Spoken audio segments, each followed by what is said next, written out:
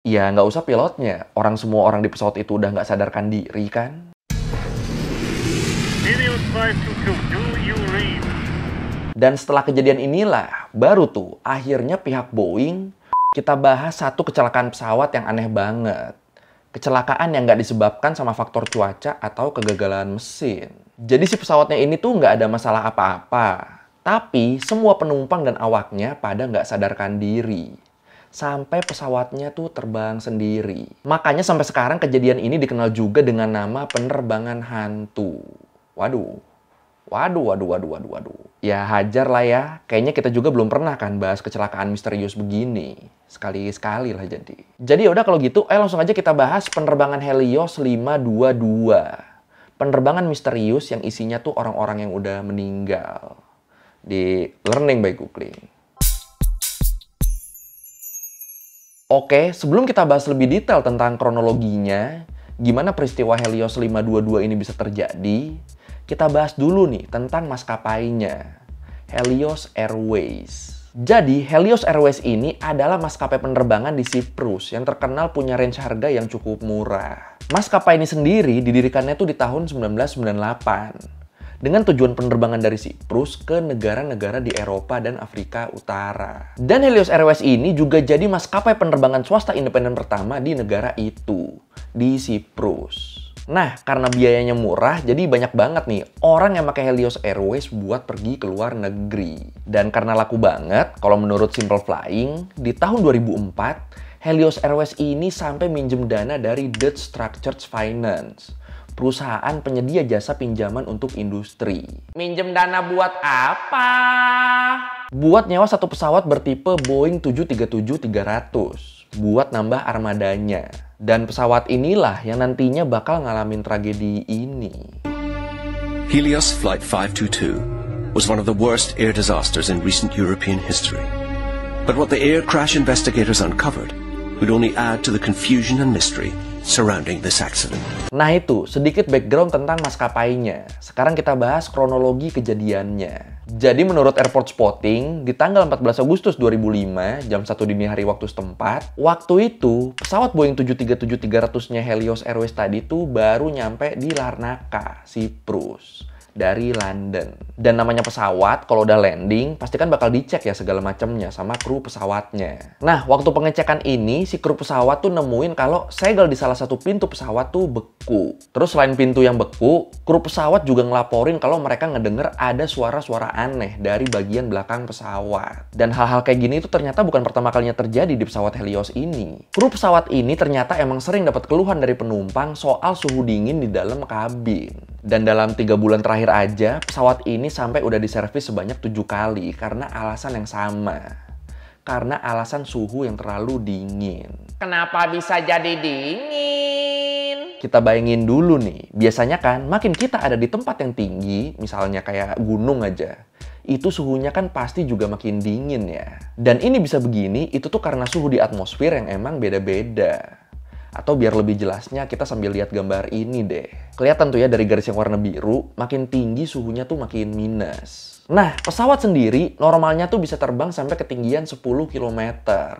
Atau kalau dari gambar ini kira-kira ada di lapisan troposfer sampai tropopause lah kurang lebih. Dan kalau kita lihat gambar ini lagi, itu kan makin tinggi suhunya tuh bakal turun terus ya.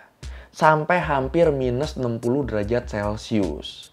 Dan itu udah memungkinkan buat terjadi pembekuan. Jadi dari sini ya kita tahu ya, kalau pesawat tuh didesain buat ngelindungin penumpangnya dari suhu super dingin di atmosfer. Makanya, segel pintu yang beku di pesawat Helios tadi, itu tuh sebenarnya bisa jadi indikator adanya kerusakan di badan pesawat. Dan jelas ini bahaya buat penumpang di dalamnya. Oh iya, terus kalau kita lihat di gambar ini lagi, itu kan makin ke atas tekanan udaranya juga bakal makin turun ya. Ini artinya makin tinggi posisi kita juga bakal jadi makin susah nafas. Karena oksigennya jadi kurang kan. Jadi selain ngejaga suhu, pesawat juga harus bisa ngejaga tekanan udara di dalamnya. Ya gitulah kira-kira jadi cara kerjanya. Balik ke pesawat Helios Airways tadi. Masalah pintu beku yang dilaporin sama kru pesawat akhirnya ditanganin sama teknisi di bandara. Dan setelah dicek, teknisi bandara tuh ngeduga kalau pesawat ini ngalamin penurunan tekanan udara selama ada di ketinggian. Dan buat ngebenerin masalah ini, si teknisi akhirnya ngubah posisi switch tekanan udara yang ada di kokpit. Yang awalnya ada di auto sama dia diubah jadi manual. Kenapa diubah? Dijadiin manual soalnya mau diatur-atur secara manual kan sama si teknisi. Biar tekanan udaranya stabil, biar layak terbang lagi. Nah yang jadi masalah, abis si teknisi ini ngebenerin masalah tekanan udara tadi, dia tuh lupa ngebalikin switch-nya ke auto lagi. Sampai pesawat ini dipakai buat penerbangan selanjutnya. Nah, ini nih, siap-siap nih. Control of the cabin pressure lies with the pilots. The pressure of the plane is operated by a simple switch in the cockpit.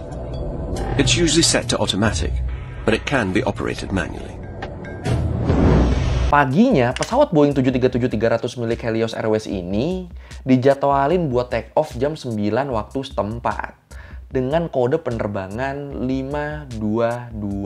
Helios 522 ini bakal nempuh perjalanan dengan tujuan Praha, Republik Ceko. Dan dia dijadwalin buat transit di Athena, Yunani. Kalau menurut New York Times, jumlah penumpang di penerbangan ini tuh ada 115 orang. Ditambah sama kru 6 orang, jadi totalnya kira-kira ada 121 orang lah. Dan menurut Airport Spotting, kapten pesawat yang bertugas waktu itu tuh adalah Hans-Jürgen Merten. Pilot asal Jerman berusia 58 tahun. Yang dikontrak buat jadi pilot selama masa liburan. Kapten Hans ini, beliau nih bisa dibilang pilot yang berpengalaman. Dia punya pengalaman 16.900 jam terbang atau sekitar 35 tahun. Termasuk di dalamnya ngaptenin pesawat Boeing 737 ini. Terus buat kopilotnya, Kapten Hans waktu itu ditemenin sama Pampos Cara Lombus. Yang udah terbang buat Helios Airways selama 5 tahun terakhir. Dan bisa dipastiin lewat tes sebelum terbang, semua kru pesawat yang bertugas di Helios 522 waktu itu semuanya tuh dalam keadaan sehat secara medis. Dan ya udah, semua udah oke, berangkatlah mereka. Kalau menurut Simple Flying, baru 5 menit pesawat lepas landas atau di ketinggian sekitar 3.500 meter, tiba-tiba kabin altitude warning atau alarm peringatan ketinggian di kokpit tuh langsung nyala. Maksudnya alarm apa tuh? Alarm ini sebenarnya fungsinya ngasih peringatan ke pilot buat berhenti nambah ketinggian. Karena tekanan udara di dalam kabin tuh turun drastis. Tapi sayangnya di sini, si kapten sama kopilotnya mereka tuh nggak sadar kalau alarm tekanan udaranya tuh bunyi. Apalagi bunyinya ternyata sama persis kayak alarm konfigurasi lepas landas. Jadi ya si pilot salah ngira di sini. Dikiranya yang bunyi tuh alarm konfigurasi lepas landas, bukan peringatan penurunan tekanan udara. Apalagi ini kan baru 5 menit take off ya. Jadi si pilotnya tuh bener-bener nyangkanya itu alarm dari konfigurasi lepas landas. Sama sekali nggak ada kepikiran tuh kalau itu peringatan tekanan udara. Dan ya udah, akhirnya di pesawat itu nggak ada yang sadar sama sekali kalau tekanan udara di kabin tuh makin rendah. Dan suhunya juga jadi makin dingin. Just like the Helios 522, a warning horn goes off at 10,000 feet. This horn alerts the crew to the fact that their plane is not pressurized. Baru 2 menit kemudian, si pilot tuh sadar kalau suhu udara di pesawat tuh terus turun. Dan tekanan udaranya juga makin rendah. Langsunglah di sini si pilot ngehubungin Air Traffic Control, ngehubungin ATC buat ngelaporin adanya masalah AC, adanya masalah di pendingin kabin. Nah, karena laporannya sifatnya teknis, pihak ATC akhirnya nyambungin ke teknisi yang sebelumnya ngecek kondisi pesawat tadi. Si yang lupa balikin switch tekanan tadi. Dan di sini menurut The Guardian, selama si teknisi ngobrol sama si kapten, mereka berdua nih kayak nggak nyambung gitu ngobrolnya. Maksudnya nggak nyambung? Jadi, waktu si kapten lapor tentang adanya kemungkinan masalah pendingin, si teknisi tuh langsung nanya, "Roger, Cap, switch tekanan udara udah jadi auto atau belum?" Bukan yang ngejawab, si kapten malah bilang, "Roger, ini kenapa AC-nya nggak mau mati ya? Jadi dingin banget nih di sini nih." Kira-kira nggak nyambungnya begitulah. Intinya mereka jadi nggak menjawab pertanyaan satu sama lain di sini. Dan ngelihat obrolan yang nggak nyambung begini, akhirnya di sini diyakini kalau si pilot tuh udah nunjukin tanda-tanda hipoksia awal. Apa tuh hipoksia? Buat yang mungkin belum tahu, hipoksia itu adalah kondisi di mana tubuh kita kekurangan pasokan oksigen. Oksigen kurang, otomatis fokus juga berkurang. Ya nggak nyambung lah akhirnya pas ngobrol. Nah, di saat yang sama di kabin penumpang, Masker oksigen darurat tuh udah pada jatuh gitu, udah pada turun gitu. Karena tekanan udara di sana udah ngedrop. Dan situasi ini juga nggak disadari sama si pilot dan kopilotnya. Bahkan nih, masker oksigen darurat di kokpit juga sebenarnya udah aktif. Yang nandain kalau emang ada masalah sama tekanan udara di dalam pesawat. Dan di sini si pilot sama kopilot nggak pakai masker oksigen ini karena ya balik lagi. Fokus mereka tuh udah drop banget, udah berkurang banget karena kekurangan oksigen. Dan ditambah lagi sama alarm peringatan yang bunyi terus kan, berisik banget. Bikin keadaan tambah kacau dan panik. Dan sebenarnya di sini si teknisi yang dikontak itu tuh sempat bilang kalau peralatan pemutus arusnya buat matiin paksa AC-nya itu ada di belakang kursi pilot. Deket banget ini kan, ada di belakang kursi dia loh, di pilotnya. Tapi sayangnya, abis ngasih jawaban itu, komunikasi tiba-tiba berakhir. Dan itu jadi kontak terakhir yang dilakukan sama Helios 522. Terus di jam 9.37 menurut Simple Flying, pesawat Helios 522 ini tuh udah masuk ke wilayah informasi penerbangan Athena. Tapi bukannya segera mendarat, pesawat ini malah cuma muter-muter doang nih di langit Athena. Ngelihat pesawat ini nggak mendarat-mendarat, pihak ATC Athena akhirnya nyoba ngehubungin Helios 522. Tapi sama sekali nggak ada jawaban. Akhirnya setelah muter-muter lama di atas langit Athena, karena khawatir ada apa-apa sama penerbangan ini, mungkin teroris atau apalah, diutuslah 2 jet tempur F-16 milik militer Yunani buat ngecek kondisi si Helios 522 ini. Kalau menurut The Flight Channel, di jam 11.24, 2 jet tempur F-16 tadi tuh udah berhasil ngejajarin posisi mereka sama Helios yang masih muter-muter. Dan udah nyoba juga buat ngehubungin kaptennya. Tapi tetap nggak ada respon. Dari situ, salah satu jet F-16 ini akhirnya mutusin buat maju. Buat ngeliat ke arah kokpit. Dan waktu si jet ini nyoba mundur ke belakang, nyoba ngeliat ke arah kabin penumpang, itu situasinya kurang lebih sama. Semua penumpang pada diem aja, nggak gerak sama sekali. Dengan kondisi masker oksigen pada turun. Dan dari sini ketahuan lah, kalau ternyata pesawat ini tuh terbang otomatis, dikendaliin sama autopilot. Nah, karena cuma dikendaliin sama autopilot inilah, akhirnya Helios 522 pas nyampe Athena, dia tuh cuma muter-muter aja di atas kota. Seolah-olah lagi nunggu dikasih izin mendarat. Padahal sebenarnya pesawat itu ya terbang sendiri tanpa pilot. Tanpa ada yang ngendaliin. Ya nggak usah pilotnya. Semua orang di pesawat itu udah nggak sadarkan diri kan. Makanya akhirnya penerbangan Helios 522 ini terkenal dengan sebutan penerbangan hantu. Karena dia terbang dengan kondisi orang-orang di dalamnya tuh udah nggak sadar. Atau mungkin juga udah pada tewas. Helios 522, do you read? High above Athens, fighter jets track a 737 as it circles the city. 522, do you read? Masuk ke jam 11.49, di sini tiba-tiba pilot F-16 yang ngedampingin Helios 522 muter-muter tadi, itu dia ngeliat ada seorang pramugara yang masuk ke kokpit.